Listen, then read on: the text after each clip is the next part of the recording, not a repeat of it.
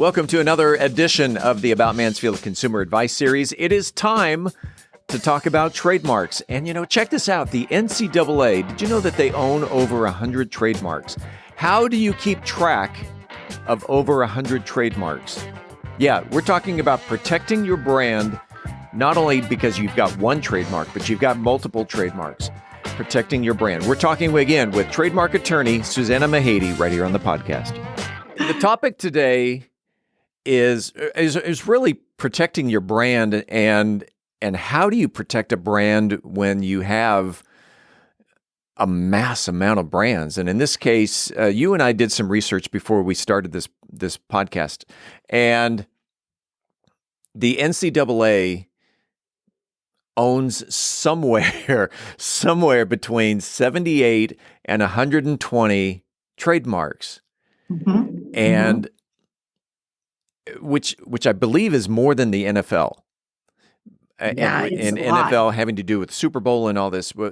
How does a company keep track and really protect a brand of such size? Magnitude, huh? Yeah. And I think this is something we touched upon before, even when we were talking about the Super Bowl.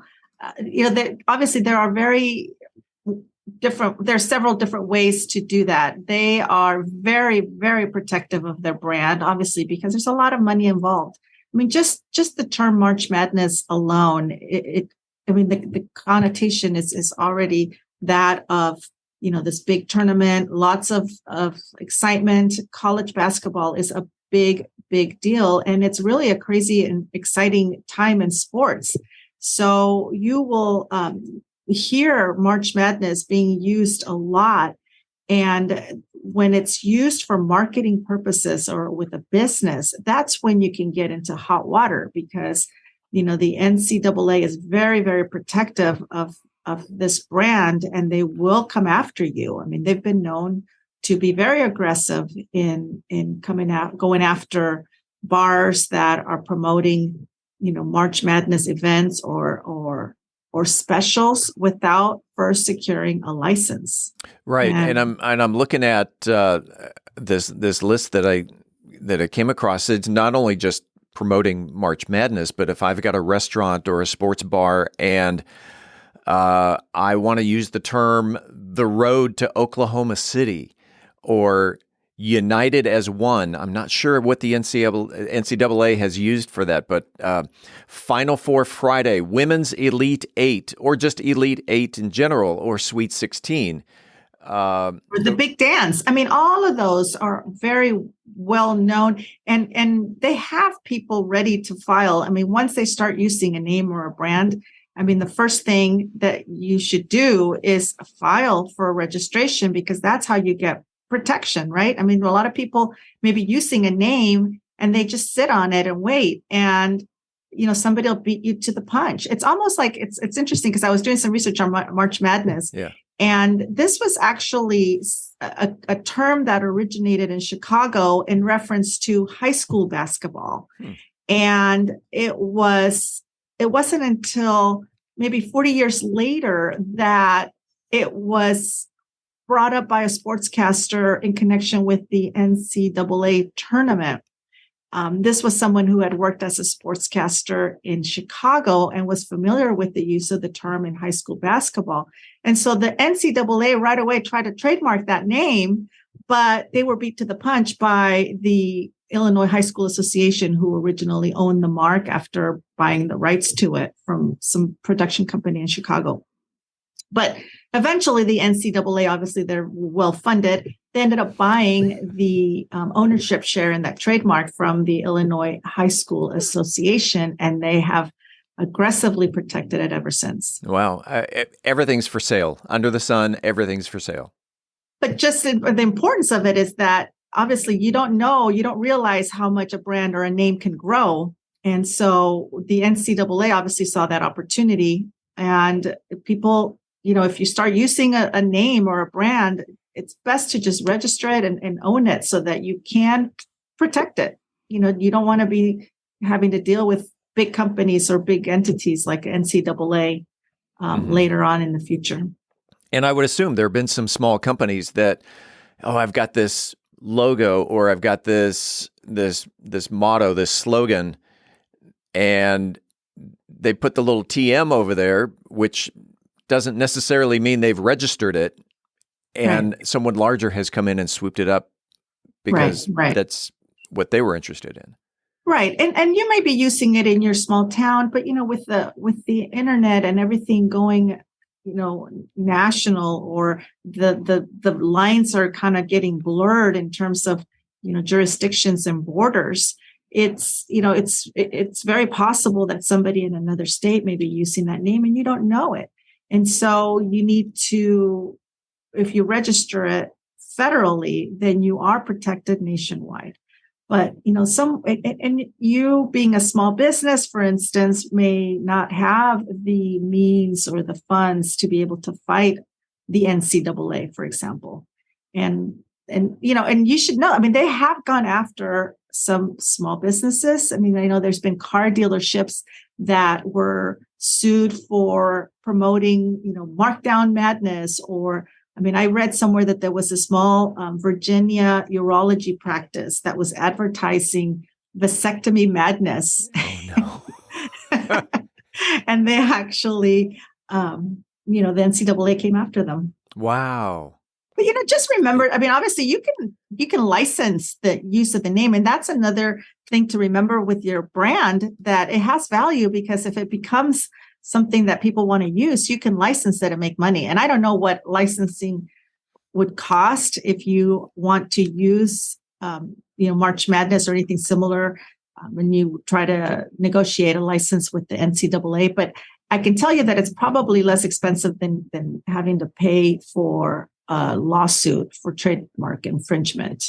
I would think so. Let's go back to Trademark 101. So if someone has an idea, they've got a logo, what's the process that someone would go through to get it trademarked? So the first thing I always recommend is to do a real comprehensive search. And there are methods of doing that. I mean, you can do a generic search originally through maybe Google, or, there's other ways that you can do searches through the Patent and Trademark Office, but those are not comprehensive enough. We use a system that allows you to really comb through, Secretary of State filings or social media pages, anything and everything that may pop up to show that name that you're using or you're hoping to use is available and somebody else doesn't own it. Because obviously, besides you wanting to register something, you want to make sure that you're not infringing on anybody else. Here's an interesting question. All right, so I've got a friend who has a business. Now, the business is 4 words, and it's actually a term from the Bible. Would that be trademarkable? Well, I think it depends. I mean, isn't that the standard answer? It depends. Yeah, I mean, it I guess. depends. I mean, it really depends. We would have to look at what the words are, what the terms are. Are they proper names? Are they, it just really something that we would have to submit and we'll talk about this research and figure out if it would work. I mean, obviously, the best names to trademark are those that are made up, right? Like somebody just combines words, something that that nobody else is.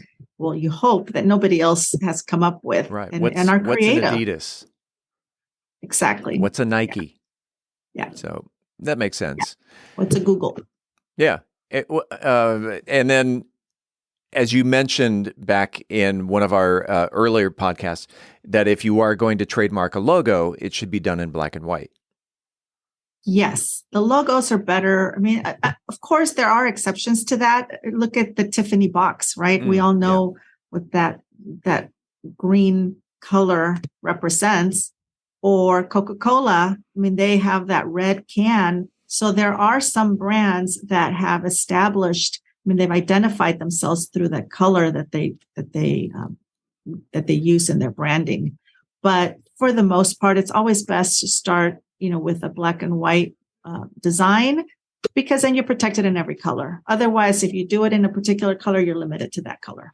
If someone wanted to reach out to Susana Mahady to talk about how to register for a trademark or how to protect their trademark or trademark infringement and looking for a trademark and attorney, how can they reach out to Susana Mahady? They can always find me through my website at www.mahadylaw.com, and that is spelled MAHADYLAW.com. Or you can email me directly at smahady@mahadylaw.com. Susana Mahady, I know you'll be in front of a TV on Saturday, won't you? Yes. Got to root for my team. All right. We do this every other Wednesday right here live on Facebook, and you can watch the video on YouTube or LinkedIn. You can listen to the podcast on your favorite podcast platform. Susana, we'll see you in 2 weeks.